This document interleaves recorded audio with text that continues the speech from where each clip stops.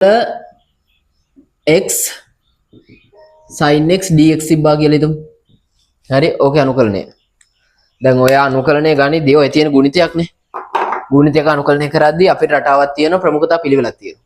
හරි මේ ප්‍රමුඛතා පිළිවෙල එතකොට පළවෙනියටම තියෙන ගාතියනේ. මෙතන ගාතිය තියද? නෑ. ඊළඟට තියෙන ත්‍රිකෝණමිතික. ඊළඟට තමයි බහුපද තියෙන්නේ. එතකොට මේක මොකද්ද කරන්න ඕන? අවසානට කියවෙන එක එහෙම්ම තියෙනවා.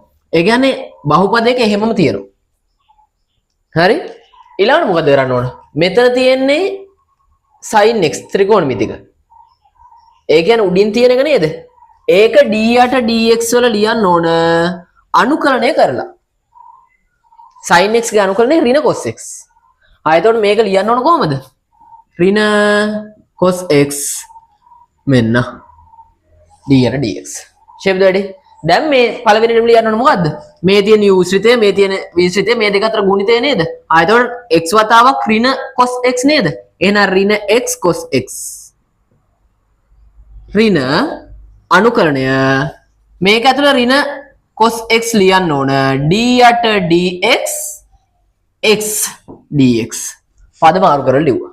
තේරෙනවද වැඩි? දැන් ඉතින් මෙන්න ඍණ x cos x. ඍණයි ධන. ෂේප් දෙඩි. මෙතන අනුකල cos x d යට dx x කියන්නේ x ගේ අවකලනයනේ. එකයිනේ. එහෙමම ලිව්වා. ෂේප් දෙඩි. ඊළඟට මෙතන එනවා ඍණ x cos x මෙතන ධන අනුකල cos x dx නේද එන්නේ? cos x ගේ අනුකලනය ධන sin x නේද? එතකොට මෙන්න ඍණ x cos x ධන cos x ගේ අනුකලනය sin x dx නෑ ලියන්නේ. ධන k anu නියතයකි. රටාව තේරෙනවද මොකද වෙන්නේ කියලා? හරි හොඳට මතක තියාගන්න. අපි පළවෙනිටම බලන්න ඕන මොකද්ද? දෙන ලද ශ්‍රිතයේ ප්‍රමුඛතා පිළිවෙල. ප්‍රමුඛතා පිළිවෙලේ උඩින් තියෙන ඒවා තියාගෙන හරි අනුකලනය සඳහා තියාගෙන යටින් තියෙන ඒවා ප්‍රමුඛතා පිළිවෙලේ එතකොට තියෙන රටාව මොකද්ද? පළවෙනිටම තියෙන්න ඕන ගාතීය ප්‍රකෘති ගාතීය. හරි දෙවෙනි එක ත්‍රිකෝණමිතිය. තුන්වෙනි එක බහුපද. හතරවෙනි එක ලඝු ගණක. පස්වෙනි එක ප්‍රතිලෝම ත්‍රිකෝණමිතික අනුපාත. ඔය රටාවට යන්නේ. ඉතින් මෙතන එතකොට තියෙන්නේ උඩින් තියෙන එක ත්‍රිකෝණමිතික. අනිත් එක දෙවෙනියට තියෙන්නේ බහුපද. එතකොට මේ දෙකෙන් සම්බන්ධ වෙන්නේ. එතකොට යටින් තියෙන එක එහෙමම ලියනවා.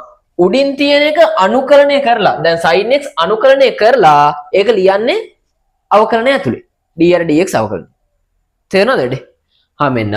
එතකොට මේ දෙක අතර ගුණිතය පළවෙනිම ගත්තා. මෙහෙම ගුණිතය මෙතනට ගත්තා.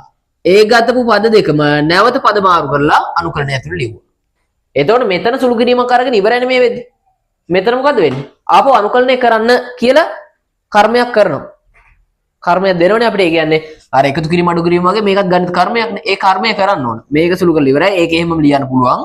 ඒක උත්තරේ කෑල්ලක්. එතකොට මේක නැවත අනුකලනය කරන්න ඕනේ. එතකොට ෂේප් දෙඩි. හරි ටක් ගාලා මේක දාගන්න.